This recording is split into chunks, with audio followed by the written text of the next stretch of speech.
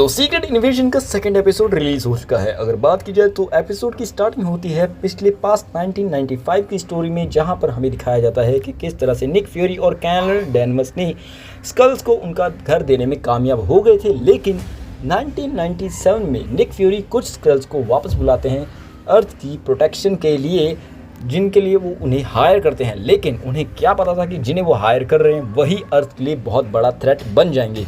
And यही चीज़ हमें इसमें देखने को मिलती है।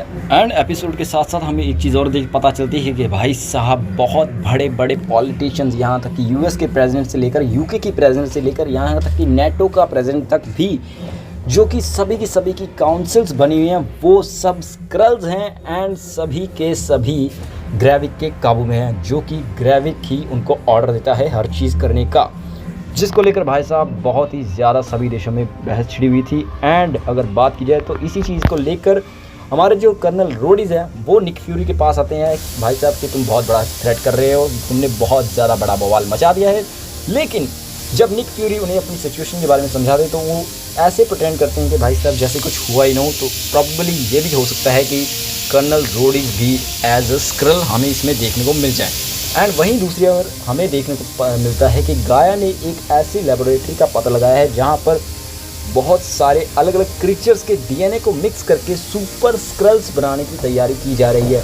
अब प्रॉबेबली अगर पिछले ट्रेलर्स के बारे में देखा जाए तो वहां पर हमें एक छोटी सी झलक देखने को मिली थी सुपर स्क्रल्स आर्मी की, जो कि बहुत ही हल्की सी थी ट्रेलर के अंदर। तो प्रॉबेबली हो सकता है कि सुपर स्क्रल्स की आर्मी बनाने की कोशिश की जा रही हो।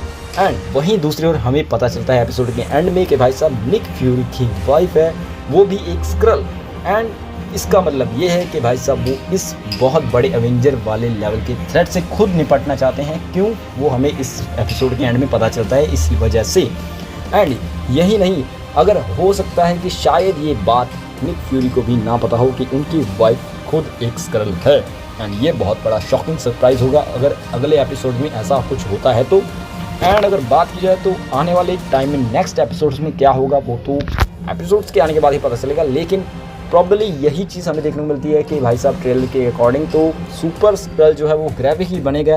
एंड ग्रेविक उस पावर से बहुत ही बड़ा एवेंजर लेवल का थ्रेट क्रिएट कर सकता है, जिसके सामने सिर्फ और सिर्फ निक फ्यूरी किस तरह से लड़ेंगे वो तो हमें आगे आने वाले एपिसोड्स पर ही पता चलेगा। तो वेट करते हैं इसके थर्ड एपिसोड का एंड देखते हैं आगे क्या चीज़ हमें देखने को मिलती है। आज के वीडियो के लिए बस इतना ही, मिलते हैं आपसे अगली वीडियो में, तब तक के लिए टाटा बाय बाय, जय हिंद।